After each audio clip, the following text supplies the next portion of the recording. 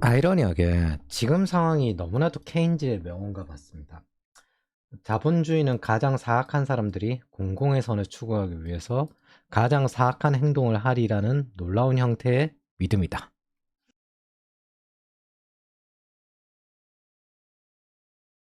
경제학자들의 사상이 옳든 틀리든 일반인의 상상과는 달리 훨씬 더 막강하다.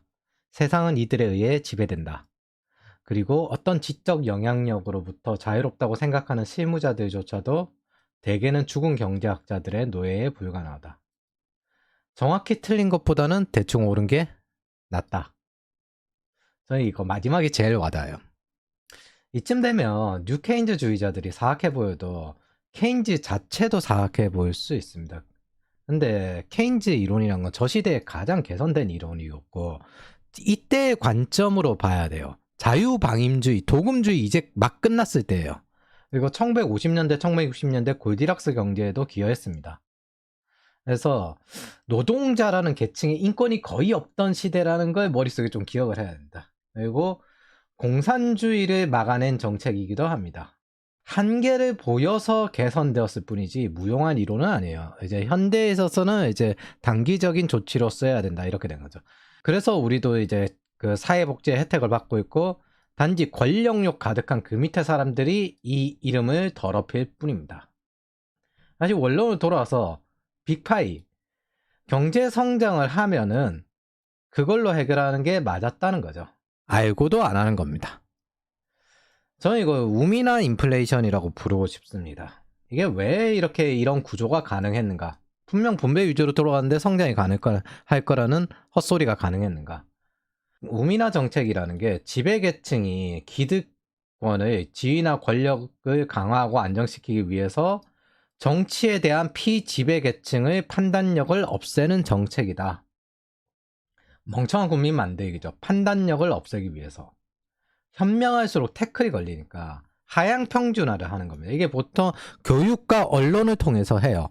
여러분들 최근에 여러 가지 PC주의적 교육과 언론의 진보 문화적 언론들 살펴보시면은 느낌이 오실 거예요. 이걸 가지고 보통 우민화를 합니다. 당연히 보수들도 이런 것들을 과도해지면 하게 되고요.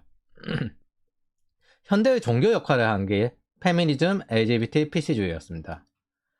이제 흔히 말해서 유흥문화의 육성을 통해서 대중에 영합하는 포퓰리즘 정책을 하는데 아이러니하게 요게 현대 종교 역할을 했어요. 그리고 문화, PC주의 드라마, 영화, 그리고 지식인과 엘리트 탄압, 뭐 재벌 혐오 이런 것들 많았죠. 극단적인 대중주의입니다. 홍위병 같은 거예요, 이게. 사이비 과학도 원자력 배제에 영향을 줬고 사이비 경제 정책도 국가 부채 무용론에 영향을 줘서 우리가 지금 인플레이션을 겪고 있습니다. 과잉 수요, 공급 부족. 터키 에르도안이 가장 대표적으로 이런 그 사이비 경제 정책을 도입한 사람인데 인플레이션을 줄이려면 금리를 내려야 한다.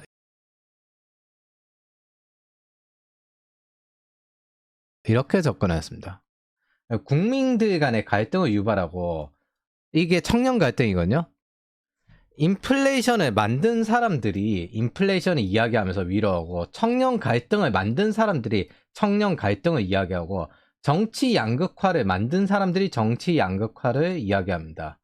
이 사람들은 해결사가 아니라 문제 그 자체입니다. 발언을 막고 시민검을 나치 만들고 여차하면 항상 혐오라고 떠들고 그러면서 위로하는 척하고 지들한테는 적용이 안 돼. 남녀를 싸우게 만든 기획이 국민 갈등을 시키게 만드는 게 가장 대표적인 우민화 정책이거든요.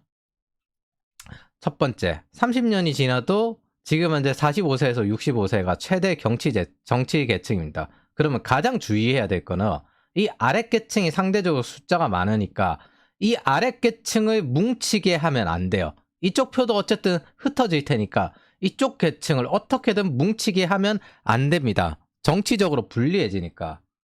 그래서 전 세계 대부분 현재 정치 주류 계층은 베이비 부모 대상입니다. 어느 나라든 이 계층이 최대 정치 계층이거든요. 60년대 이제 임산부 사망률이 떨어지기 시작했어요. 항생제가 개발이 돼가지고 그때부터 베이비 부모 세대가 왔는데 지금 현재 애 키우느라 돈이 버거우면서 빚이 많은 세대이기도 합니다. 이거 노리고 그 아래 계층이 뭉치지 못하게 만든 거라고 저는 생각을 합니다.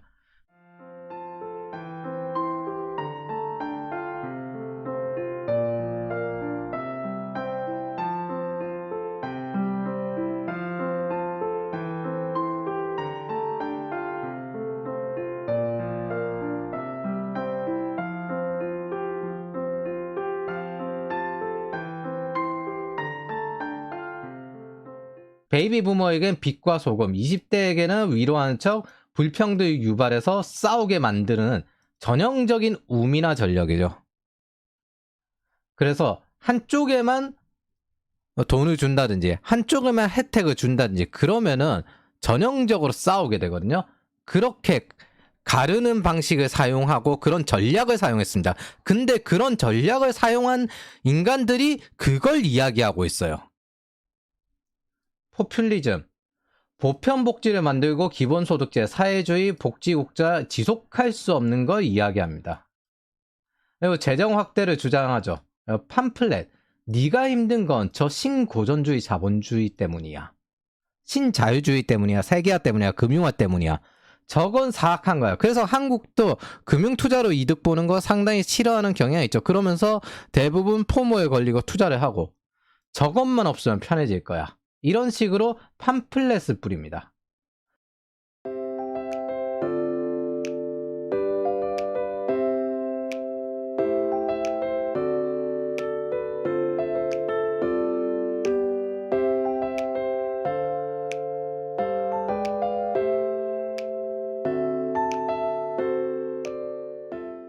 언론 통제와 교육에 대한 세뇌, PC주의에 대해서 이거에 대해서 말할 필요도 없는데 한국의 세뇌에 대해서 이야기해보죠. 언론 통제, 국가 채무, 국가 부채, 그리고 국가 채무 비율이 40% 넘으면 나라가 망한다. 뭐 이런 거. 나라비 GDP 넘었다. 이 사람들 하는 소리 다 똑같거든요. 그래서 사람들이 이것들을 보면서 잠깐 우리가 국가 부채가 많은 거야, 위험한 거야, 안 위험한 거야, 이걸 알 수가 없었어요. 근데 결론은 위험하고 이걸 후대가 다 갚아야 됩니다.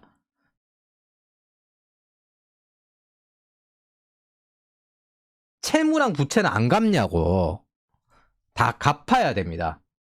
근데 진보 지지자들한테 욕 듣기 싫어가지고 언론은 이걸 대놓고 말을 못하는 수준까지 왔어요.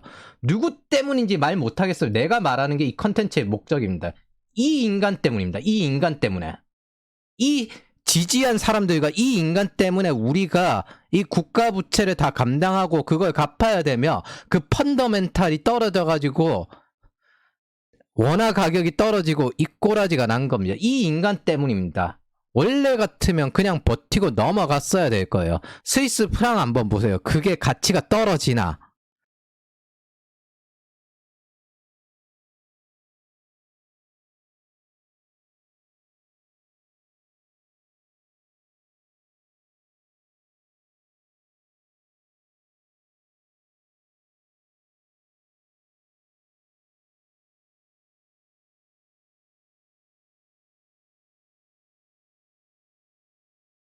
부채율이 20%밖에 안 되니까 달러 대비 가치가 크게 안 떨어져요. 크레딧 스위스가 망했는데도 그렇게 됐습니다. 총 부채 증가 비율이 전 세계에서 2위였습니다. 그런데 지금 이거 전부 부채 까야 된다 이러고 있죠. 국가 부채 무용론이 다 거짓으로 판명이 났으니까 그거 전부 갚으려고 다들 노력하고 있죠. 그런데 지금 걸려있는 게 이거예요. 안 그래도 우리가 2011년부터 2030년에 국가부채 비율이 70%가 될 수 있다라고 예상이 된 건데 거기서 더 세게 질러놨으니까 국가 채무 비율 60% 증가 전망은 신용평가의 악영향이다. 즉 60% 찍으면 신용 등급이 떨어질 수 있다거든요. 근데 이게 30년대에 70% 정도가 예정이 되어 있다고요. 고령화로 인해서 여러 가지 복지기금이 나가는 걸 예상을 해서 이걸 갚아야 됩니다. 그러니까 재정 지출을 줄여도 앞으로 세금은 더 내게 될 거라고요. 그래서 제가 빨리 한국 뜨라는 겁니다. 이거 다 윗세대가 갚아야지, 최대 정치 계층이 갚아야지 왜 아랫세대가 갚습니까? 이쪽이 만들어놓고 계층 변화 불가능하게 만들어 놓고 이쪽이 전부 다 고성장 불가능하게 만들어 놓고 그렇게 만들어 놓고 왜 아래 계층에 갚으라고 하는 겁니까? 지금 아끼면서 줄여야 되는 상황이거든요. 그래서 앞으로 이거 예상보다 사실 더 심해질 예정이 더 많아요. 예, 여러분들이 다 갚아야 돼요. 미래 세대들이 다 갚아야 돼요. 이게 사람을 평생 의존하게 만드는 방식, 이게 제일 사악한 건데 정부에서 독립적인 인간이 나오면 안 됩니다. 10대 때 좋아하는 일 찾으라고 제가 수학 없앤다는 소리도 나오는 게 어이가 없었어요. 20, 30대 때 사회가 잘못되어서 이렇다 말하면서 능력만 딱 못 키우면은 40대 때 정부 쪽 일을 하거나 아니면 평생 정부에 의존하게 됩니다. 노조 가입하고 직장을 이직해 다니지도 못하고 정부 복지 바라고 그러면서 투쟁해 주겠죠. 이제 잘리면 안 되니까. 진보가 장기 계약한 자기 편 만드는 방법이 위로하고 선한 척하고 정부에 의존적인 사람을 최대한 늘려야 됩니다. 정부 복지에 의존적이어야 자기네 목적들, 정치표가 달성이 돼요. 반대로 보수는 혹독하게 분투해서 성장하자, 인프라로 도와줄게, 그렇게 접근해야 돼요. 정부 복지를 넘어서 계층 상승이 가능해야만 성공합니다. 그래서 보수 쪽이 장기 집권이 상당히 힘든 이유가 있어요. 결국에는 분투하는 소리밖에 안 나오니까. 포퓰리즘이 사실 정치인 입장에서는 제일 편해요. 진보는 자본주의 생산 능력을 죽여야 하고 보수는 자본주의 생산 능력을 늘려야 됩니다. 근데 이게 성장을 해야 되기 때문에 이게 더 힘들지. 네, 제가 보기에는 한국은 복지국가가 된 것 같습니다. 국민연금 날아올 때마다 당신의 그 성실한 납부가 대한민국을 복지국가로 만듭니다. 나는 사회민주주의 국가를 바란 적이 없는데. 그래서 이제 계층 이동이 없을 것 같아요. 자산 격차는 엄청난데 소득 격차는 없는, 가처분 소득은 없는 그런 사회가 될 것 같습니다. 북유럽 경제처럼 부채도 많으니까 훌륭하게 복지국가가 된 것 같습니다. 그러면 우리도 복지국가의 행동을 하면 됩니다. 복지국가는 아주 훌륭한 인재수출국입니다. 사실 모든 사상을 지배하고 있는 진보 경제학자가 그 배경이거든요. 신자유주의, 금융화, 세계화 공격하면서 빈부격차 맨날 이야기하고 불평등 맨날 이야기합니다. 그래서 최하층 생활이 10년 전보다 20년 전보다 더 나빠졌냐고. 매트릭스가 더 두텁게 깔렸기 때문에 최하층 생활이 훨씬 좋아졌습니다. 이게 스티글리츠, 폴 크루먼, 이중구, 채백은 그리고 모든 케인즈주의자가 주장하는 바죠. 자기네들은 선하고 이건 사악하다. 그래서 니네들은 인플레이션 일으키고 난 다음에 왜 선한 척 또 하고 있는데 끝까지 인정을 안 해요. 반성을 안 해요. 이 자식들은. 환경경제학자. 이제 진보계통이 정권을 잡으려고 하니까 너무나도 소수자인 거예요. 그래서 소수자 사람들을 모으기 시작합니다. 그 중에 하나가 환경론자고, 스웨덴이 그래서 어떤 의미에서는 정말 진보계통의 가장 이상적인 국가로 받아들여진 것도 있습니다. 이쪽은 폴 크루먼 이중구죠. 기본소득제, 스티글리츠, 최백은 인플레이션의 가장 핵심적인 일을 저질렀습니다. 국가부채 무용론. 핀란드가 기본소득제 테스트를 한번 했었거든요. 이게 과연 그 쓸모가 있는가? 근데 해보니까 그냥 기존 복지국가와 함께 별 차이가 없다. 핀란드가 그런 게 강점인데 걔네들은 모든 걸 실증적으로 검증을 한번 해봐요. 해보고 난 다음에 이게 효과 있는지 없는지 그런 걸 다 구분합니다. 철저하게 실증적인 접근을 합니다. 이런 식으로 선동적인 접근을 하지 않아요. 자, 국가부채 무용론. 여기에 힘을 실어줬죠. 이 자금을 어떻게 줄 건가? 스테파니 켈튼, 폴 크루그먼, 이중구, 최백은, 기타 정치인. 긴축을 하자고 하면 재정안전론자인데 왜 너네는 재정안정을 안 시키냐? 지속할 수 있는 인프라 투자와 복지를 하려고 하면은 너네 재정안전론자인데 왜 기업의 생산품 제시하게 돈을 뿌리냐? 그렇게 태클을 거는 방해꾼들입니다. 발목만 잡고. 이 사태도 해결하지 못하게끔 최대한 하는 거예요.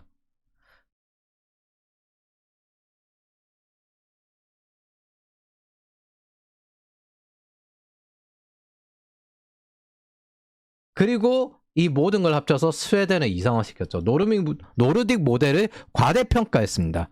그리고 노르딕 모델이 마음에 드는 게 페미니즘, 그리고 사회민주주의 국가잖아요. 장하중, 기타 사회주의자, 노조, 장기적으로 사회주의가 될 거다. 이 사람들을 끝까지 지지하는 대중도 같은 범죄자입니다. 이걸 받은 대중이 지속할 수도 없는데 지속할 수 있다고 끝까지 지지해 줍니다. 제가 이 우마이나를 가장 많이 느낀 게 있는데 지하경제 양성화. 이것도 북유럽에서 모바일 결제 유행시키고 중국도 이걸로 현금 없는 사회를 먼저 만들었거든요. 뭐 이 지하경제 양성화를 사회민주주의 국가에서 제일 세게 했다고요. 미국 같은 경우에는 원래 국세청이 너무나도 힘이 세서 가장 지하경제 양성화가 적어요. 박근혜 전 대통령이 활성화라고 말 잘못했고 그때 벨벨 소리로 저질했죠. 한국 지하경제 규모가 완벽하게 측정할 수 없어도 상당히 선진국 치고도 굉장히 높은 편이라고 이야기가 되고 있어요. 그래서 그걸 꾸준히 줄여왔거든요.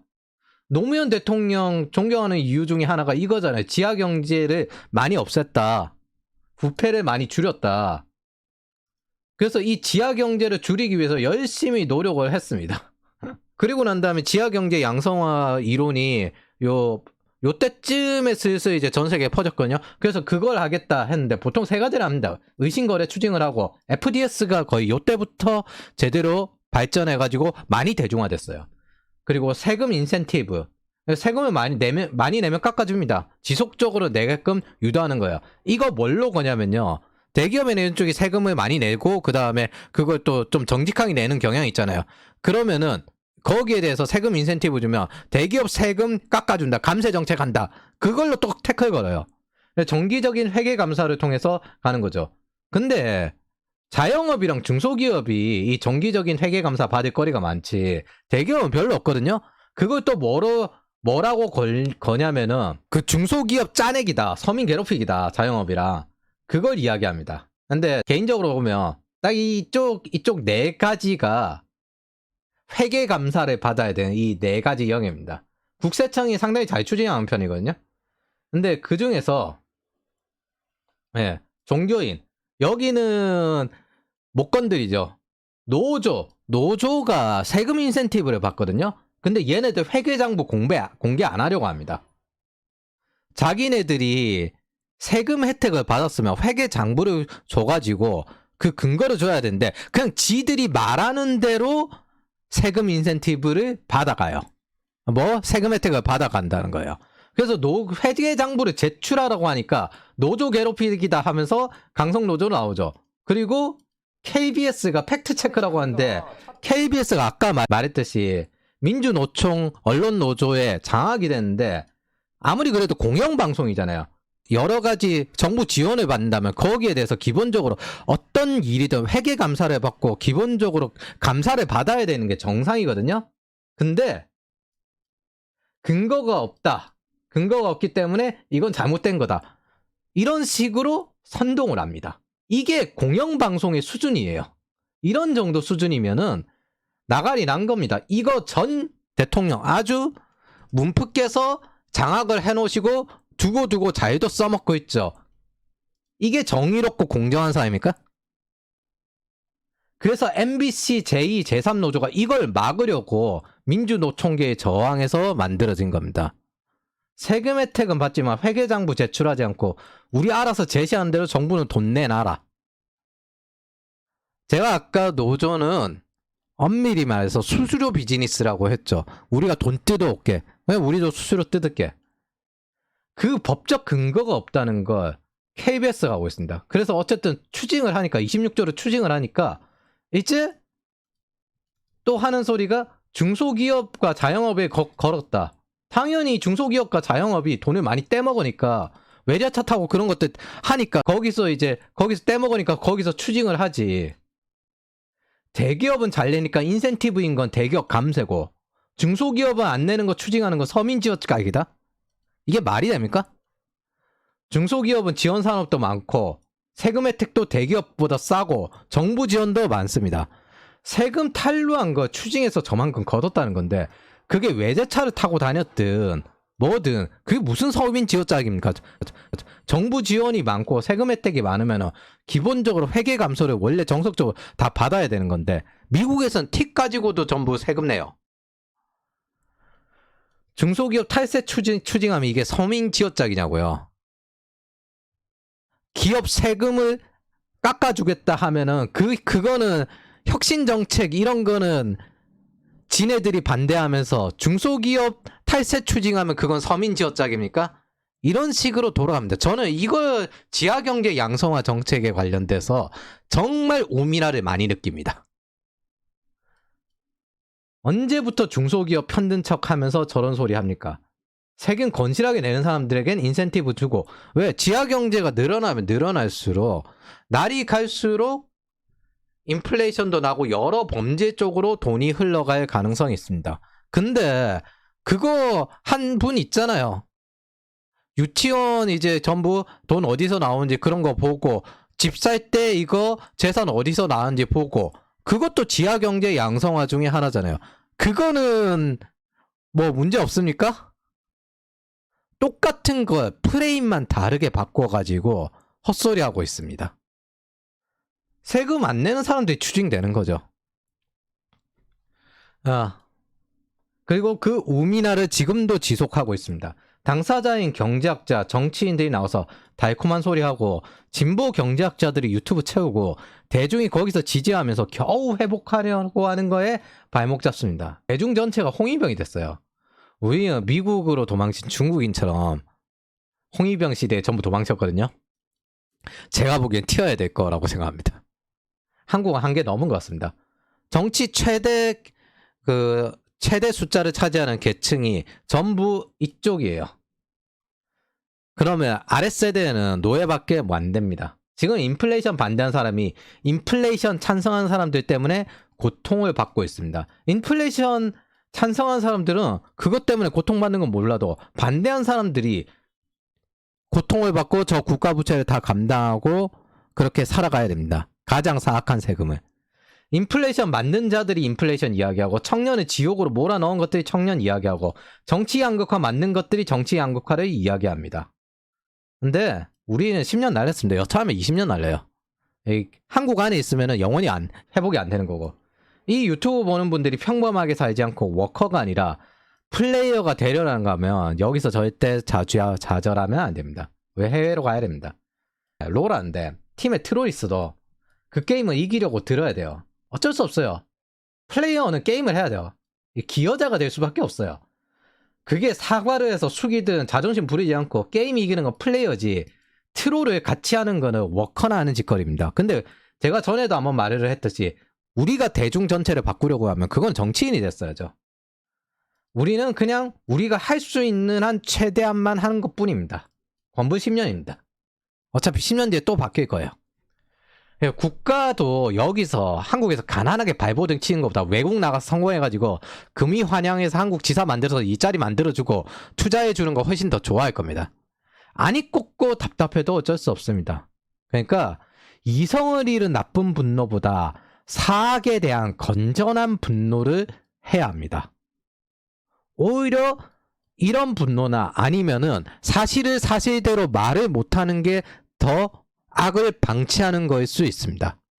그래서 모든 건 나의 성장과 생산성을 항상 목표로 해서 움직여야 됩니다.